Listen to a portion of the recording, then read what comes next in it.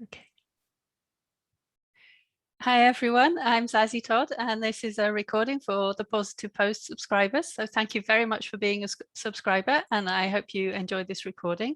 And I'm here today with my friend and colleague, Kristi Benson, who you all know as special correspondent to both the Pawsitive Post and Companion Animal Psychology, but she also is a dog trainer and she works for the Academy for Dog Trainers as well, and has some other work too. She's got a very interesting career, including anthropology as well. So thank you, Kristi, for joining us. And how are you today? I'm doing good. It's sunny here finally after weeks of rain, so enjoying that. Yeah, excellent. Well, we have endless rain again. It just keeps on happening because it's that time of year, and that's what it's like in this part of BC, I guess. Very. Yeah, I'm English, so I don't really mind the rain too much. It rains a lot in England too. Oh, I'm a prairie girl and I hate rain. So I'm trying to come up with like strategies to not just become really like depressed Eeyore about Yeah, rain. yeah. I have to say some days it is very dark when it's rainy. But I guess Yeah. for you, it will switch to snow and sun for part of the winter anyway. So, It was actually snowing this morning. wow, really? Is that the Yeah. first snow? I was in town this morning, so about a 45-minute drive, and I don't think it snowed at home, but it was the second time it snowed there in Smithers. So Cool. I am waiting for snow because I want to know if Pepper likes the snow, but he really hates the rain. So I have no idea what he's going to think of the snow. And he's quite small and he's very low to the ground. So it's quite possible that he'll hate snow too. he'll need a little pepper coat. Yes, he has a coat. That's cute. Good thing about little dogs, I'm discovering coats and things. Coats and sweaters, which are very helpful. Right. Anyway, I was going to say something about the Genius Dog Challenge because Okay. I've written a couple of things about that recently. There was something in the Pawsitive Post and also something in Companion Animal Psychology about this piece of research that's coming out of Hungary. And I think it's really interesting to think about what kinds of language dogs can understand. So I don't know if you've seen it, but I did watch the video that you sent. yes, so there's a really nice YouTube video that says something about what the Genius Dog Challenge is, and I'll put that in the show notes to go with this. And for one of the studies they did, they started with some pet dogs. I think they had 34 pet dogs, and they gave them 3 months to try and learn 2 new words for toys and to know them accurately. And I don't know what this would be like if you did this with your dogs. I can guess with Pepper, but only one of the dogs in this study was actually able to learn these 2 new toy names by the end of the 3 months. I don't know. I think maybe I would be surprised, but I think Soleil, who's our spaniel herding dog type, she would learn 2 in 3 months. I don't think if we made the attempt, and if the way they had it set up was a way that was actually based on how dogs learn, rather than just see if you can, teach your dog. I guess it would depend probably on the methodology. Our other dogs, I don't know. I don't know if toys don't motivate. I was looking at that and I was like, okay, these dogs are obviously motivated by toys. So they're finding it just naturally fun. But if I took Sitka, who really doesn't care about toys at all, and was like, toy, toy, toy, she would just be like, So I don't know if she would not be able to learn 2 words, but she certainly would not be motivated without other reinforcement to bother learning. Yeah, yeah. And so Soleil is part herding dog. And I think that's kind of relevant because they also tested 6 border collies who they already knew lots of words. And so they'd already learned lots of words. You can guess that they were able to learn the names of 2 toys in Right. 3 months.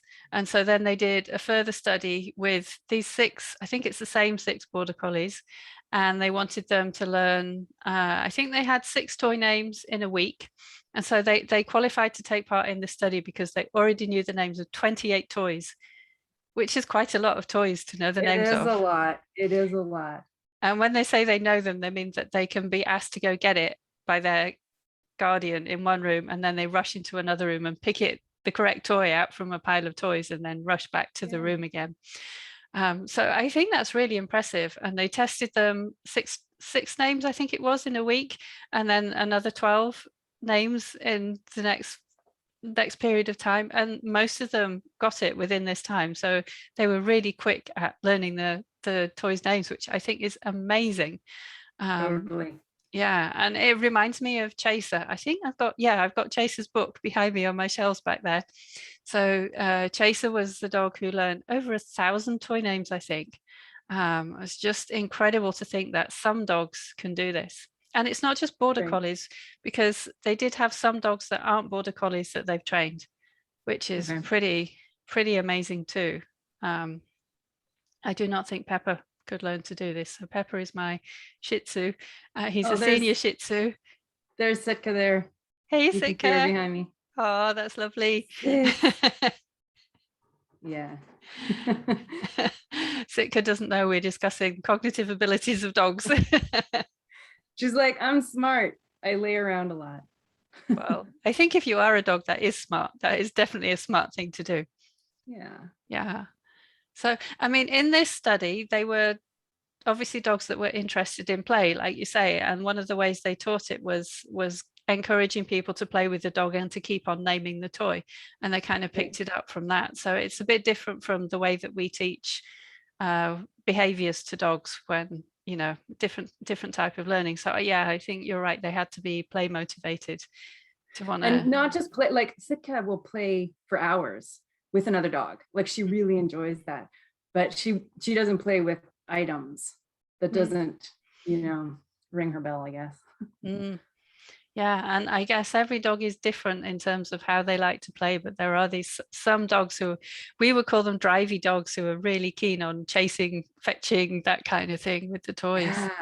Yeah. It was fascinating to watch that video and just see the dog go and be like, where's item Z, and pick it up. And then, I mean, like I say, I think Soleil would probably be reasonable at this, but all of my other dogs, the Huskies, just wouldn't. This isn't within their sort of. I don't want to make it sound like I think my dogs are dumb, because I don't. I think they have their own special, brainiac ways. But absolutely. So yeah, it's really neat to watch them go and pick up an item when it's been given a name. Yeah, I think so. When we had Bodger, we used to play that game with him, and he knew the names of, I think, 5 or 6 toys, and we were trying to teach him more. But by the time he became not very well, then he wasn't so, he still loved to play it, but he wasn't so good at learning new names. He wasn't as sharp as he had been. So I don't know if he could have done this if we'd had him for longer. I don't know. Dogs get taken too soon, sadly. But I found it really interesting because for the book club last month, we read, I'm going to make that show, How Stella Learned to Talk, which is also about talking dogs, but it's a completely different approach. And we've got a video about that I'm going to put in the show notes for this as well, that shows Stella learning to do things. Because her guardian, Christina Hunger, is a speech pathologist who spends her working life working with kids and teaching them how to use devices with lots of buttons to press to communicate with. You press the button and it says a word or a phrase. So she wondered if she could do this with her puppy, and she started with Stella as a puppy, and she got a button. And I think outside was the first thing that she taught. And every time she was going to go outside, she would press the button and model pressing the button, and she kept on doing this until Stella got it. And I don't know if you had a chance to look at that video, but that's also pretty impressive. Yeah, I got that. To me is like a similar method about how some of my clients ask, I want my dog to ring a bell to go outside when they need to go to the bathroom. And I admit, I know some trainers really like to appreciate that, but I admit I just pick up the paw, bonk the bell, let the dog out, and eventually they seem to put it together. I think there's the behavior and the reinforcement are obvious enough to the dog that they start to ring the bell typically. Yeah, and I think a lot of people like to train their dog to ring a bell before they go out, so it makes sense to have started with that. And then over time, I mean, it took a while for Stella to get the hang of it, but once she got the hang of it, she learned more words, and now they have this massive I think in the video it's like 48 different buttons or something. And that's interesting though. What's interesting to me is that the Genius Dog Challenge is starting with the names of toys, whereas because of the work that she does, Christina Hunger took a different approach with Stella, and she started mainly with action words, verbs like outside or play or eat or something like that. But there are some object names and things in there as well, I think. So I found that interesting to see different types of words being used. I think she's started something where lots of people are going to be trying to teach their dog or their cat to press a button that says a word like, but if my cat had a button that said eat, Harley, I think he would just go and he would be forever pressing this button, eat, all day long. Yeah. Because he really likes his food and he likes to eat. So I would be having to say, no eat yet. Yeah.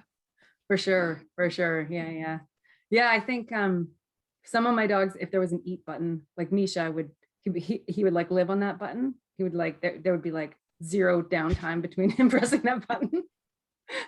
But all the other stuff, I think it's interesting that dog, anyway, from the video, I didn't read the book, had an opportunity. So instead of it being like which particular object which you enjoy, are you gonna the reinforcement will be from playing with the object, or I saw they were getting food, or picking the object up. But this was like, here's an opportunity for you to decide which particular reinforcement you want at this moment, or reinforcement's always available if you go in and press this button, because it seems to me a lot of it was stuff that the dog would enjoy. Yeah, things that the dog would like to do. And no food was used in teaching the dog to use these buttons. But like if the dog wants to go outside and they manage to say outside and they get taken outside, that's, they're succeeding in communicating what they want and getting what they want. So I think that's nice. And I kind of like that approach of thinking about what dogs want and need anyway, or cats. So I think that's what's nice about this approach, is it gives the dog a chance to say what they actually want. And actually that reminds me of a piece of research from a few years ago in which horses were taught how to say whether or not they wanted a blanket put on them. And I think that was really, really cool. Very nice. I saw it too. Yeah. Yeah. I guess as a dog trainer, I think I sort of felt kind of like rend in two really different feels about when I see the button stuff, because I think number one, it's neat to see that dogs can learn to access things that they want by, moving their bodies and, do this behavior and you'll get X, Y, Z. And it's nice that we as humans are like, how can we meet our dogs' needs? What do our dogs really want? And how can we sort of access that part of their brains? But then another part of me is like, is this really language? And why do we always want to shove dogs into a little tiny, but look, they're just like humans sort of box, And then also, what if like that dog looked to me to be, and maybe the breed, like a herding pity type dog. I'm not sure exactly what breed. What if my dogs don't learn to press buttons that, that's not necessarily the easiest behavior. So what if I have a dog who doesn't do well, and the dog's then having to discriminate against a whole bunch of things that look exactly the same. And, so I'm like, okay, so then we're training dogs to press buttons with their paws, which isn't really naturally a dog thing. It's not a dog thing. Dogs use their paws for lots of stuff. So I guess part of me is worried that we're kind of like, why are we trying to make dogs be more like us? And then part of me is like, it's so neat to see the dogs to learn this, and it's neat to learn more about how dogs think. And it's, so I guess I'm sort of ripped in two. We can also, if we don't want to teach our dogs to press buttons, we can still meet our dogs' needs, like my dogs have a dog door, so they don't have to press a button. They can just go outside, Yeah, absolutely. I start to feel a little bit like, this isn't required for you to have a good relationship and understand your dog's needs, but it's also kind of fun and cool. And if you want to do it, like do it. I mean, doing a bunch of fun training with your dog is hilarious. And so absolutely. Yeah, I think I would agree with you, actually. I mean, we should appreciate dogs for who they are, and we can meet their needs without that. And for example, I have never taught Pepper or any of my previous dogs to ring a bell or press a button to go outside, but I kind of learned to recognize when they needed to go outside, if they're, so they wouldn't get caught short, and also the times of day when they would normally like to go outside anyway. So you can still have that, you can provide those things for your dog anyhow. Oh, for sure. Yeah, I actually did definitely. teach one of our dogs to ring a bell, and then we regretted it so deeply that we ended up not having a bell left out, just because we expected she'd ring a bell when she needed to go to the bathroom. This was before as a dog trainer, but of course she just started ringing the bell whenever she felt like going outside, which might be for literally 8 seconds, and then she'd be like, and I want back in now. So I love it, and I feel very blessed that we are able to live in an environment where we have a dog door now, just to see how much the dogs actually do go in and out, you know, that they can relieve themselves, especially as they're getting older now, and that they have access and control over their environment like that. And it's nice, you know, not everybody does, but it's nice when you can give that to them. Yeah, I agree. That's a really nice thing to be able to provide, and not everyone has that option, but giving dogs choices is always a good thing. Yeah. So how many words do you think any of your dogs know? Not many. So I think my dogs, I would like to say that they all know their own names, but I honestly, I mean, it would be an interesting research project to see if I'm actually right about that. Like, Timber. Okay, so she didn't react. Sits. Sitka. She's sleepy though. I mean, she's busy.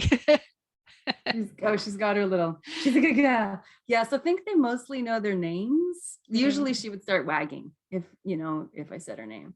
And then they know when we're outside, they know pretty much any verb, you know, I do use come, but anytime I yell anything, any dog's name, any word outside, it's a recall cue. So yeah. Well, that's an important thing. I don't know. That's an important thing. So Pepper knows his name. He's learned come here. I've been working on that because he didn't have any, I mean, he's never off leash outside. I wouldn't feel safe letting him off leash because he's only tiny and there are cougars and coyotes and so on. So it's just safer not to let him off leash. But obviously I think a dog still needs to know to come. One of the first things he learned was you have to stay, because if he sees me getting ready to go out but he can't come, that's what I say to him. And because my husband works at home at the moment, since because pandemic, etc. If I say you have to stay, I get the real side eye, and he goes off and sits with my husband instead. But he really looks at me like he's annoyed with me when I say it. So that's quite sweet and funny, but also a bit sad. And apart from that, I mean, I've been teaching him sit, and I've just recently been teaching him to roll over. So he knows roly-poly means he has to roll over in one direction. Nice. And he can shake paw now as well, because we've been working on that recently. And that's it for him. And then, okay, I don't know about your cat. One of my cats, shall I say, is definitely not a genius. Oh, is Apricot with you right now? Yeah, he's a lap cat. 100%. Oh, yeah. Very nice. So I don't think Harley even knows his name, unfortunately. He's not the brightest of cats. I mean, he knows what he wants and he knows how to get what he wants. What he does know is the word brush. And brush is like a recall cue for him because he loves to be brushed. Oh, nice. Yeah, so if I say brush, he comes running. And if I haven't brushed him twice in the day, he will actually come and howl at me. And I think he has a different howl when he wants to be brushed compared to when he wants to eat. Yeah. Yeah. So if I taught him to do a button, I would have to say brush. What does Apricot know? He knows his name. Like we say his name in a really weird way. I think he trained us to do that. But so we say his name in this like high squeaky cat way, and then he'll come running. So he does know that. Other than that, like I've taught him to jump through my arms just on a lark. Like that video challenge that was going around. Yeah. But I guess this conversation is making me realize how little we rely on sort of verbal cues with our own animals. Like all of our dogs know if, you know, we give them kind of a hand signal if they can't come outside with us. So if I'm going to go out the door and they're there budging away at the door and they can't come, I'll give them a hand signal and they won't run through the door. Like that, you know, they know to wait, but it's not, we don't say words to that. And they know when it's walk time, it's partly like they know when I'm getting close to the end of my work day, it's time for walkies. But also when I go to the fridge and grab my bait bag, they know that it's walk time. So even if I did that right now, they would all start to sort of like activate because they know that it's walk time. So they know a lot of like cues coming from my own behavior or, hand signals. So all of them can sit and lay down with hand signals, but I don't, maybe Soleil has this sit on a cue, but we just don't use words that much. So that is just not our habit, I guess. Well, that's okay. And my cat Melina, she's the clever cat. She knows she's the clever cat. She also knows she's the one in charge of everybody. She makes sure that we all know what we're supposed to do. Yeah. She's that kind of, she's a tortoiseshell cat. She's very, very chatty. She knows her name and she knows Harley's name and she knows it's not her name, but she comes running anyway if I'm trying to call Harley because she's like, well, there might be treats in it for me too. So she comes anyhow. Yeah. Yeah, so she's very, very chatty. Yeah, so what words or behaviors, if you're not going to use words to describe them, what behaviors do you think all dogs should know? I guess comfort with grooming, with required grooming would be, kind of the number one. And I guess that's just on my mind because as you and I were speaking about earlier, I just had a dog who had some grooming stuff and had to go to the vet. And he's like a really special case fearful dog. And I really wish that he had become comfortable in his life with grooming. So I guess like laying down comfortably for having nails done would be, to me, numero uno, because you have to do it every week or two, and many dogs find it so terrifying. And then after that, recalls. I mean, I know this doesn't apply to everybody. So if you're living in a city with a small dog and the dog's just not off leash that much or ever, then this is not nearly as important. But for my life and the life of many of my clients with big kind of like country dog situations, having a really, really solid recall is super, super important. So that's the one where we put, like, if you were going to say you have 200 cubes of cheese, where are those cheese, what behaviors are those cheeses going to be reinforcing over this week? It will be nail clips and recalls for sure. Yeah, I personally, I would probably put it the other way around and say recall first and then grooming, husbandry things next. But I agree they're really important things for dogs to know. And I think if you've got a dog from a puppy and you've got them used to being groomed as a puppy, then it's so much easier. But if you get an older dog who's never been taught that, it actually can be really quite a difficult thing to teach and to train them to accept. So yeah, definitely that's important. I think even for little dogs, they should know some recall, because you never know when a door's going to accidentally get left open or a gate to your yard is going to accidentally get left open. So you never know when it might be useful, even if you don't give the dog that much freedom and opportunity to run around anyway. And I think one of the things that I was always surprised about when I taught classes was just how easy it is to train a dog to do a recall if you're doing it right, and how people really just don't have that information. We just it's not out there how to train a recall effectively. So we would focus on recalls, and we had this thing where we'd hand out little tins of fish with recall instructions. And one of the things I think at the end of class people would always be saying was like, holy cow, I can't believe it. Like believe it was nice when I dropped my glasses and the dog started chewing on my, expensive progressives. But just the fact that the dog could recall, like you say, when the door was left open, because they'd done some relatively simple exercises with just really, really good rewards. So, yeah. Yeah, I think that's really great. And there are so many people who would really prefer to train with kibble for whatever reason. And that's not the way to get a good recall. So yeah, definitely those cubes of cheese or fish or, something really, really good. And one of the things one of the things I keep telling people about when I'm talking about my book, WAG, is a piece of research that looked at the reinforcement that dogs will run fastest for, and it compared a piece of sausage to a piece of kibble, and they run faster to get the piece of sausage. And I like that study because I think that's such a useful piece of information to give people. So when they're trying to say, oh no, but my dog should work for kibble, you can actually say, no, it really has been tested, and actually, no, it's much better to use something that they really, really love. Yeah. What about cats? Have you ever done any training with your cat?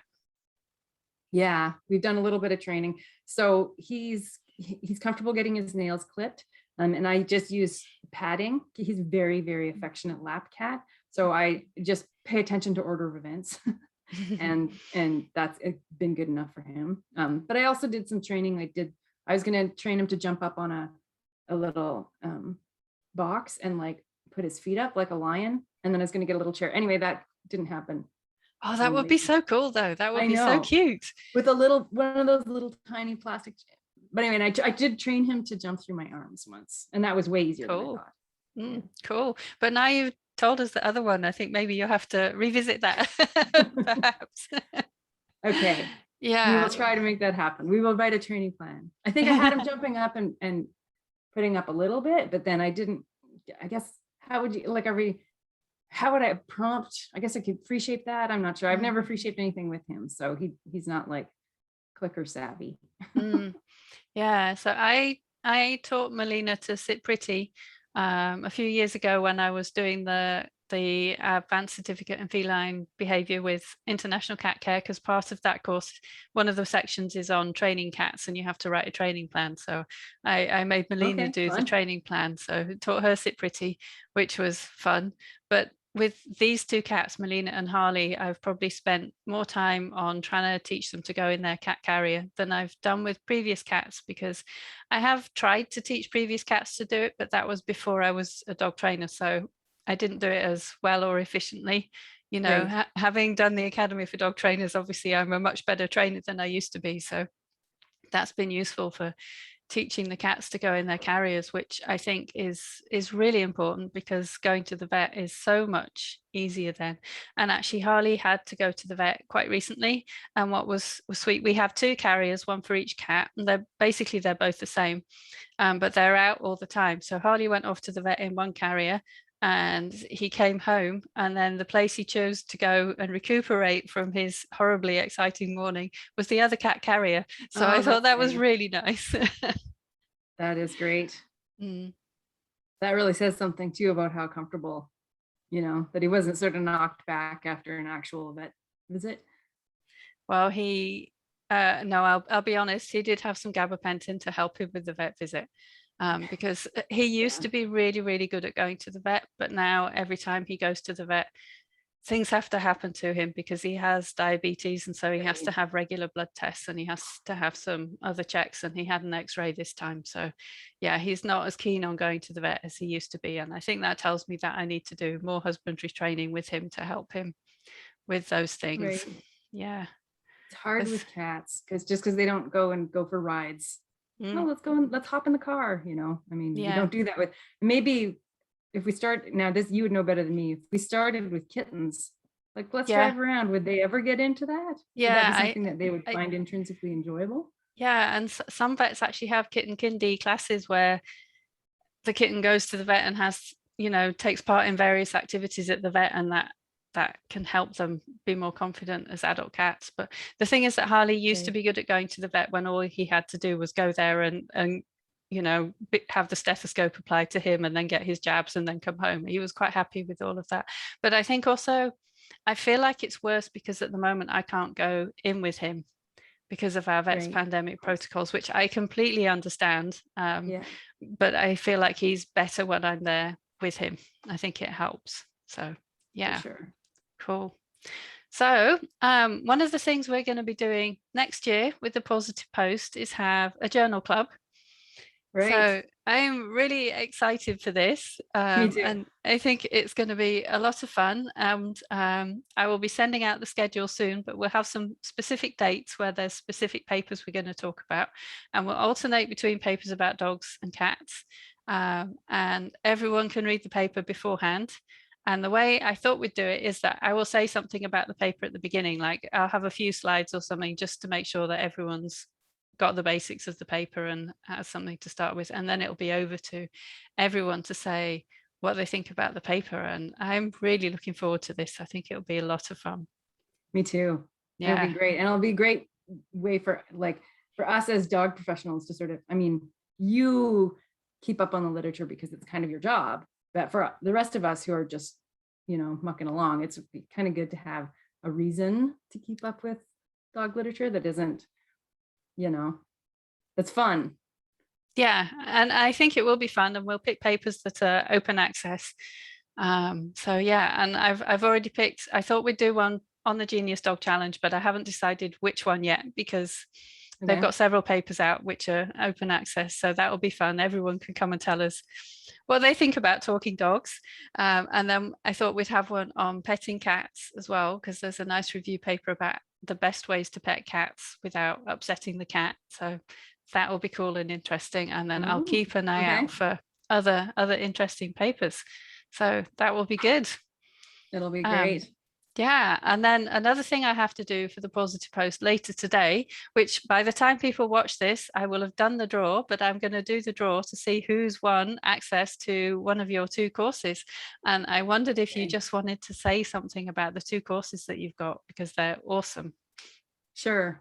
So there's 2 right now. There's 2. I've got one in the works for dogs who are demand barkers. So that's in the works. But the 2 courses that are on offer right now, one is for jumpy pestery dogs. So for dogs who are sort of joyful and happy, but jump up at the door in greeting, or jump up, in the home, are sort of boisterously playful, and pester you while you eat. So the dog is kind of like go, go, go. So I kind of hope that I run the whole gamut. I offer a lot of training help to train the dogs to do sit and down stays, which are useful behaviors to do instead of the jumping up and pestering. And then it also has a lot of information about how to meet our dog's needs otherwise. So if they've got a lot of go-go juice because they're not getting their needs met, then, I offer what I hope is a bunch of useful suggestions about how to meet dogs' needs. And then I also try to help people overcome the whole, but I can't fit it into my life thing.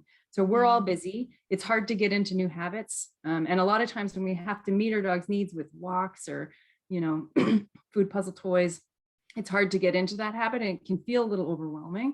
So I sort of try to address that as well in the course in a way that's, approachable and non-judgmental, because this describes me too, Well, so in all the of end, us, I think. yeah, you have a dog who has new skills, a new way of greeting people at the door.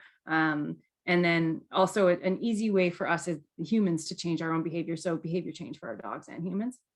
I think that's And really important to think about the human side of it as well. And I think for some people yeah. with a very jumpy, mouthy, boisterous dog, even though the dog is friendly, it actually can be really quite challenging. So it's great to have some easy tips to make it easy for people to start to change that behavior. Oh, for sure, for sure. And I think also, just like as dog pros, to recognize that people are going to be extremely frustrated by their animals, and that, we don't really get to judge people for that, because it is frustrating stuff. So yeah. And the other class is for adult dogs who need house training. And actually, I'm not going to point any fingers, but I've had dogs who have been tricky to house train. And also, house training is a dreary chore a lot of the times if you're talking about a dog who's tricky to house train. And some dogs are really easy, they seem to just kind of do it themselves, and those are lovely. If you have that, yay you. But that doesn't describe every adult, especially if they've had a lot of history of going in the house already, and you don't always know that when you get an adult dog. So what I try to do is I've turned it into a game. So you start off at sort of the easiest level, and there's like a printable game piece, game card with pieces, and you have to rearrange them. And then if you get through a certain amount of time without an accident inside your house, then you get a level up, and you get new game pieces, and your dog gets new freedom. So it's the standard house training protocol that we know works. It's been vetted on hundreds and hundreds and hundreds and hundreds of dogs. So it's going to work for everybody's dog if they can put in the effort. And then it's just a way to try and really make it into something that's fun, instead of, layering a bit of fun on top of the fact that it is a little bit of effort for humans. We have to put the work in if we want the main prize of having a dog who's house trained, which is great and lovely. And even if your dog has been making messes inside for years, you still can house train them, but it takes some elbow grease. So try and make as fun as possible, considering it is just going to be some effort. So that's the other course. Yeah, that's fantastic. It's great that people can level up and turn it into a piece of fun, because really when you think about house training, fun is not what you think of. You think of all the No. messes, really. And the thing is, when Yeah. you adopt an adult dog, it's actually quite common for them to have some house training lapses at the beginning, even if they were house trained, but of course they haven't necessarily been house trained in their previous home. Yeah. So, you know, it's something that you have to look out for. So that's fantastic. And after we've recorded this, I'm actually going to go and do the draw and email people to say who's won. But if someone hasn't won and they want to know more about these courses, where can they go to find out? They're both just, there's a description of each course on my website. And it's just my name, KristiBenson.com. So perfect. And we can put that in the show notes as well. And then I thought at the end towards the end, we're nearing the end of this now, we would each say something about the books that we happen to be reading at the moment. So I'm going to go first with one. I've actually got 3 books lined up. So I'll do one of mine and then you can do yours, and then we'll go to my other ones, because we have a book club. So I have to do the book club book. At the moment, we're reading Dogopolis by Pearson, which is a history. It's called Dogopolis: How Dogs and Humans Made Modern New York, London, and Paris. And to be honest, I think to some extent it's actually about how those cities made dogs and constrained the kinds of lives that dogs have to have. And it's quite sort of academic, but it's also really interesting. It's got a section about rabies. And because it's historical, some of this is from before people actually knew what the cause of rabies was. So that's really interesting, because there are people talking about it being caused by hysteria, like being too excited, or maybe it's caused by, in women, if they are celibate, for example, as one of the ideas that was proposed. So some really odd ideas about what caused rabies, and lots of things about how they thought dogs had something to do with it, but they didn't know if rabies in dogs was the same as what they called hydrophobia, fear of water, in people. So that's interesting. And it's got a section on police dogs and the development of police dogs. And again, there's some, shall we say, interesting ideas that people used to have about dogs. For example, some people thought that they could simply sniff out criminals, because criminals must, of course, smell different than other people. So kind of weird, you know, but it shows how things have changed. And it is actually really interesting to think about how people's views of dogs have changed. And you can also see through the book how they're thinking about dogs actually having emotions and so on as well, and the views of dogs are changing. So it is really interesting. And that's the book club book for this month. And the book club was in existence before the Pawsitive Post started, but all Pawsitive Post members are welcome to come and join. And you just have to ask to join on Facebook and give the password, which is gingerbread, I think. Anyway, if you say gingerbread, I'll let you in. That's the Pawsitive Post special password. Yes. Yeah. Okay, otherwise, so my book. Yeah, your book. I was just going to say, I kind of love books about cities and dogs. I love that idea. I might go back, and I've been watching the discussion of that go by. I haven't actually read that book yet, though, but I think it interests me because humans organize themselves into cities. And so our behavior in an urban environment is interesting too, on top of the dog question. So this is the book that I'm trying to read. Oh, cool. And it's about wit. It's wit's end, what wit is, how it works, and why we need it. And it's written with such a humongous dose of wit that it's almost unreadable in parts, because it's so deeply witty that it's almost too much for me, like my brain is exploding. But it's a really fun thing to read if you can get into that mode where you just, are finding things fascinating and silly, and you can skip over the parts that you don't necessarily, a lot of references to things that I just don't have a clue, right? I'm like, I know he's referencing something and I can kind of get that there's something secondary going on here, but I just don't know. That's neat. It's about language and people and thinking and communication, and that stuff's fascinating to me. So, and besides that, I'm reading a bunch of like trashy thrillers because that's what I do. Good. Well, it's okay to share trashy thrillers with us too. Like, they don't have to be smart books. But no, well, just pretend I only read smart books. I like the sound of that because I'm always interested in books about language and linguistics anyway. So I will look out for that one. Thank you. Good. So I've got another book. This is Muggins, which Okay. I read recently, and that is Muggins at the top there. Okay. And also this is just published. It's by Grant Hayter Menzies. It's Muggins, The Life and Afterlife of a Canadian Canine War Hero. So this is Oh, Muggins, who lived in Victoria. No one okay. actually knows the origins of where Muggins came from, but Muggins used to raise funds for the Red Cross. And Okay. Yeah. yeah, and so he would go around with containers attached to him into which people could put money, and apparently he only liked it if people put coins in there. If people put notes in there, he didn't hear the noise of them going in, and so he wasn't very happy with that, even though of course for the people collecting they would have been more happy. When boats full of soldiers came into Victoria Harbour during the Great War, I think you call it, First World War, he would go on board the boat and go around all the soldiers, and they all liked to see him, and he would raise money there. And also there was some footage of him on a little stand at a kiosk in downtown Victoria, doing sitting up and begging and asking for money, and he was so cute. So that's really interesting to read the history of this dog, and his job basically was to raise money, and we don't have charity dogs in quite that way anymore. So he had a lot of freedom. He could just wander the streets of Victoria on his own, because times were different back then. Yeah. Victoria, I lived in Victoria for a while, and it was a very dog friendly city when I lived there too, which it wasn't during World War I, but yeah, it was a few years ago. Yeah, we're not that old. No. Yeah, so anyway, that's really interesting, and some of the royalties from that go to the BCSPCA, and some of the royalties go to the Red Cross, so that's really nice as well. Cool. So you're supporting a good cause when you buy that. And then my other book, so I wanted to share some fiction. This is fiction. It's not trashy fiction, mind you. It is writers and lovers. High class fiction. It is literary fiction. It is actually a really good, nice book. It says gorgeous on the top. It just is a gorgeous book. It's by Lily King, and it's about someone who wants to be a writer, and all her friends from uni who wanted to be a writer have kind of given up trying and gone into proper jobs and stuff, but she still wants to be a writer, and she's still writing, and so she's still waitressing, so that she has time to write, and it's about whether she is going to make it. It's a really nice book. It's actually very well written, and I loved it. So, and